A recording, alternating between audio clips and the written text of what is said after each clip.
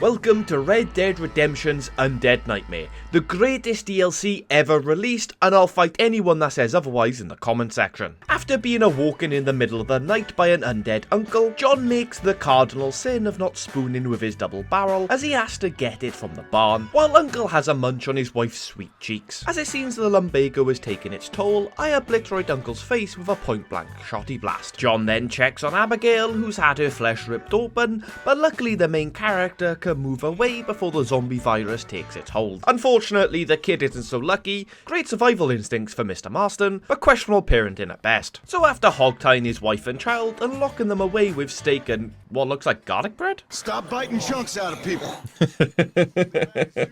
Stop biting chunks out of people now. John does what every married man does when they get a bit of time away from the missus, head for the local town. Although on this occasion he's not looking for overpriced shite beer. Sadly, Blackwater has been hit with oddly positioned fire and inconveniently positioned graffiti. After meeting up with a survivor and some exposition later, we work out that the undead have risen and are trying to eat the living. No one deserves to have their blood drunk. So cheesy, I love it. I fucking love it. So the obvious next step is to head to the local gothic fingering spot and start burning some above the ground coffins. No wonder the zombie virus is spreading when we got granny fermenting in the desert sun. John then proves the life of robbing and murdering is the ultimate zombie survival skill. Well, for the most part that is. But with the graveyard finally cleansed, and all of the corpses thoroughly looted, John's then gotta clear out the overrun Blackwater. The same Blackwater that was quieter than the Etihad in the Champions League just 5 minutes ago. After that, he meets up with some survivors who tell him it's supposed to be much worse down in New Austin. So that's exactly where he heads, on the desperate search to find a cure to fix his wife and son. But on the way, he has to ride through Thieves' Landing. These guys really are burnt their bridges with me. And John being the rootinest, tootinest cowpoke around means he's gotta save these sacks of shit. Talk to survivor to see if you can help. I'm pretty sure I can figure out how to help, in all honesty, chat. Once John has demonstrated his speedy finger skills, we unlock the Apocalypse's greatest weapon. No, not that. The fire bottle. Mollies will almost certainly be crucial going forward. Never underestimate the ability to burn the undead. But before we leave Thieves' Landing, we've got to stop a wrong'un. Imagine the undead rising up and feasting upon the living, and this daft twat is still trying to cop a feel for free. Never forget to tip your ladies of the night if you want to avoid a rough and ready cowboy from blowing his load in your face. A few miles down the road, we come across the McFarlane Ranch, and thanks to my newly unlocked fire bottle, we can save them without too much trouble. Bonnie is of course well happy about this, although she says her father hasn't been seen for the past 24 hours as he was busy collecting zombies in the barn like Herschel from The Walking Dead. So John gets to demonstrate more of his survival skills. Hardcore parkour, do you want more? But it's gotta be said this barn was constructed in the most illogical way possible. John makes his way inside, and in death Mr. McFarlane has gained a sense of the theatrical. I did at least attempt to keep him alive by putting 7 shots into his kneecaps, but ultimately his face was the only thing we had to shoot. Moving on from the McFarlane Ranch, we continue west, and along the way we come across another survivor surrounded by the undead. Hello sir, do you need saving? Obviously John has to do his bit to save humanity, but it did cost me dearly. 8 repeater rounds. And as the gent only paid me back with a single shotgun round, he too had to go. And to be honest, I was completely justified. See? All of that. I mean, I don't have a pistol on me, technically, but even so, he doesn't know that. It's called capitalism. If I can't make a profit, why the bloody hell would I help? Our next stop is Armadillo, and shock and horror has been overrun with the undead. My plan is to once again ignite the hordes, but that doesn't go too well on this occasion. So I climb to safety to get some easy kills, but I quickly discover that's not the optimum way of surviving, as we can occasionally miss the headshot. We are much better rampaging through the undead, one-shotting them from point blank, as not even my uncoordinated thumbs can fuck that up. With Armadillo saved, I pay a visit to the Marshal, who's committing war crimes for the shits and giggles. We then pour one out for the fallen homies, and he asks me if I can hunt down Jonah and Eli. I can, and I do. Having gained myself a new shorn-off shotty, my next destination is Fort Mercer, as I've heard there's someone selling a cure for the zombie infection. There is, but it's Nigel West Dickens, and his cure turns out to be more of a zombie aphrodisiac. Works like a charm. But still he gives me a load and asks if I'd go pick some flowers to make some more. And apparently John has got nothing else better to do with his time. I'm sure that garlic bread we left for Jack is keeping him well nourished. Although on my travels I do find one of the 4 horses of the apocalypse. I break him in and name him Clement. Chlamydia, on the account of my fiery crotch. Me and Chlamydia must travel to Tall Trees, which is bloody ages away, which is Rockstar's subtle way of prolonging the story. On our trip north, we save Manzanita Post from the undead, then bump into a hunter who's searching for Sasquatch. John basically calls the bloke a fruitcake, as Bigfoot obviously can't be real in a world where the undead have risen and started to chow down on the living. But the bloke was also kind enough to give me a rolling block rifle. What a lovely gent. I mean, I will literally never use that rifle, as we all know, snipers are for tryhard pussies that like to avoid the fight. After picking the flowers for West Dickens, I run into a Bigfoot, and my British instincts kick in and I must murder the creature I don't understand. We then spend the next 20 minutes riding through Tall Trees, eliminating the foul beasts. And I know what you might be thinking, it's a bit extreme to be causing the extinction of these magnificent animals, but that hermit with the one eye told me they ate babies. And I don't think anyone who has isolated themselves from society has ever been misinformed. That is until I find the last ever Sasquatch weeping to himself as some madman has been travelling around the country murdering his family. You eat babies. You have to survive. Everyone knows that. We eat berries and mushrooms, you fool! Ah shit, that's my bad, bro. Babies and berries can sound very similar with an accent. So with a heavy heart, after eliminating the poor creature's family, with no hope to continue, I must too put him out of his misery. Put a bit of light on the situation. With our duty fulfilled, we head back southwest, where I run into some kind of doctor in the wilderness. He says he's conducting experiments to figure how the undead work and requests that I bring him a live one. And I'm obviously happy to assist for a price. Although sadly nobody could foresee the accident that was about to happen to this poor doctor. As I give him the undead girl, is it weird he asked for a female? He makes the mistake of walking in front of his Gatling gun just as it happens to be firing 75 rounds a second. Just another life taken too soon in this tragic apocalyptic wasteland. A few miles down the road, we come across our old friend Seth, who's found peace at the end of the world by befriending the very beings he used to rob. He suggests if we don't like the zombie apocalypse, maybe we should try burning up all the cemeteries in New Austin. And you know what? That is a fantastic idea, but I should probably get some practice in.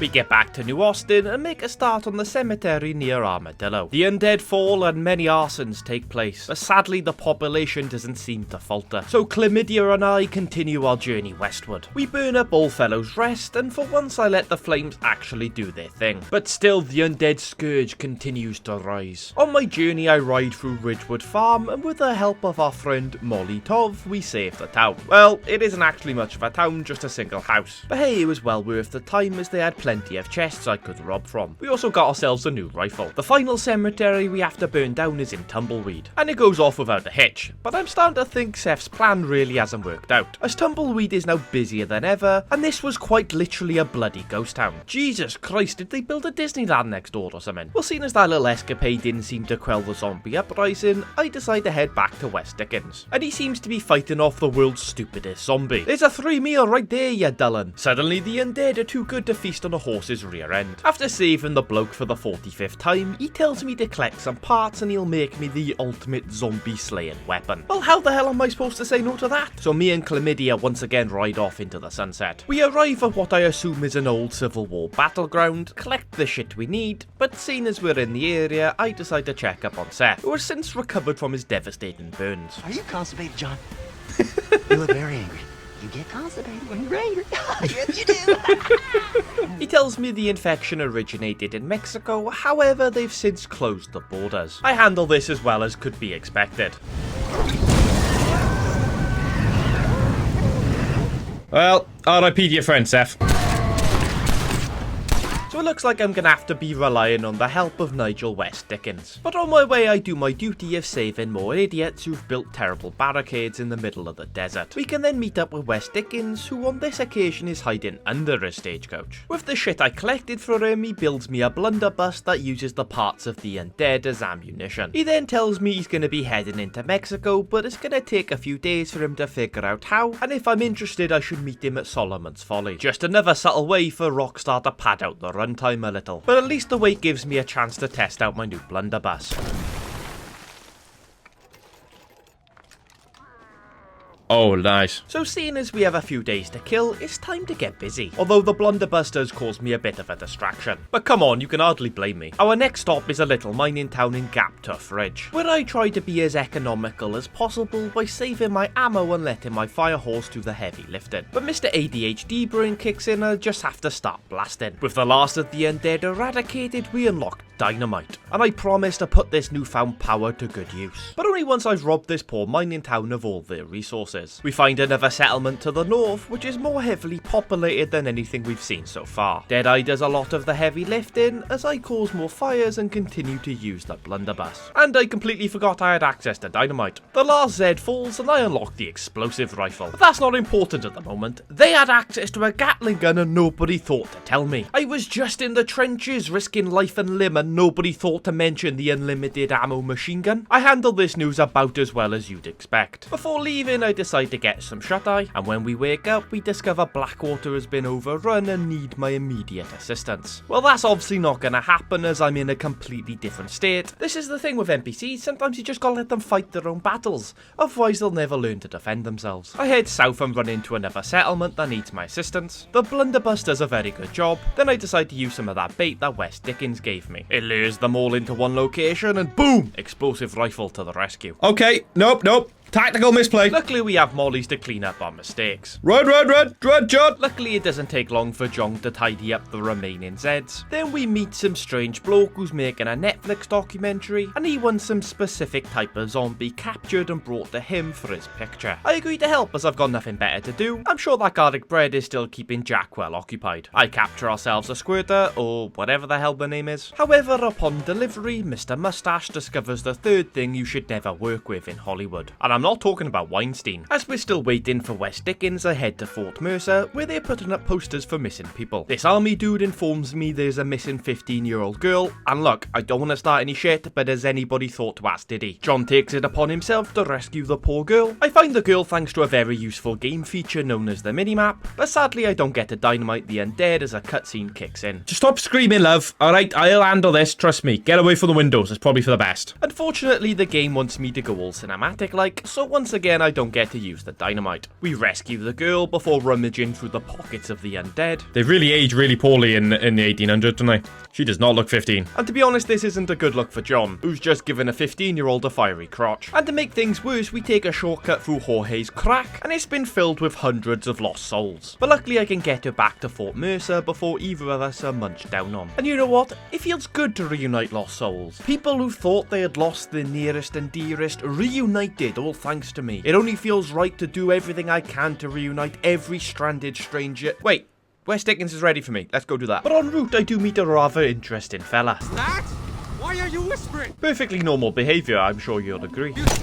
We get to West Dickens, who for once doesn't need rescuing. He tells me the army is sending troops into Mexico by train and it's the only way to get in, but I'm gonna need an American army uniform in order to board the train. So I ride towards a camp of deserters, and once I've done my bit to save the cowardly bastards, they give me a spare uniform from a chest. Damn, John, imagine if Dutch could see you now. We ride to the train station, and it seems the army is really struggling to keep the undead at bay. Luckily, John Marston is here to save the day. For some unknown reason, we can't just drive away without killing the undead, but as soon as we become mobile, this has to be the ultimate way of surviving the zombie apocalypse. Who the fuck is gonna stop a bloody train? Well, apparently just a few pieces of bloody wood. We start working to remove the barricade, however the undead have followed the noise of the train. But don't worry fellas, John Marston can handle this shit. Explosive rifle takes out the majority of the horde, but then the fuckers start rising out of the ground. Christ's sake, it's almost as if this entire country was built on an ancient Indian burial ground. The army lads scarper, so it's just down to Mr. Marston to clear up the rest. But once he does, it's just a case of releasing the brakes and letting the train smash through the barricades. Something we should have just done to begin with. With the biggest Uno reverse card in history, we ride into Mexico. Just outside of a nearby town, we run into a nun that knows her way around a lengthy weapon. She asks if we'd be able to help out her fellow nuns that are all trapped within a church. And I'm like, aye sure, why not? Like, it certainly can't hurt the karma scales if on the off chance her her god is the real one. Although I'm not sure how the big lad upstairs will feel about shooting reanimated nuns in the face. Ultimately, the zombie apocalypse is part of his plan. Am I going against the word of God by preventing the spread of the zombie apocalypse? Damn, I haven't been this confused since my ex-girlfriend stuck a finger up my arse. Anyway, the last of the undead fall. Then we find out this isn't just any old nun. This is Mother Superior. And when Supermum asks you to ride off into the desert to find a freshly turned member of the undead,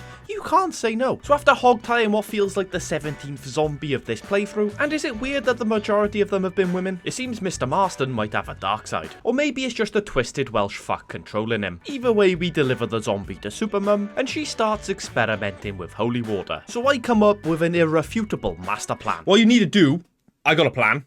If it works a little bit, you need to go to the river, the big, fast-flowing one, make a lot of noise to draw all of the undead from all over the country, and then just get like a priest or something to bless the entire river. Boom. Simple. Apocalypse over. But it seems Supermum wasn't a fan of that plan, as she sends me to burn another cemetery. The plan goes off without a hitch, even if I almost died several times. What can I say? Sometimes you just have an off day. Oh, god damn it, where are they coming from?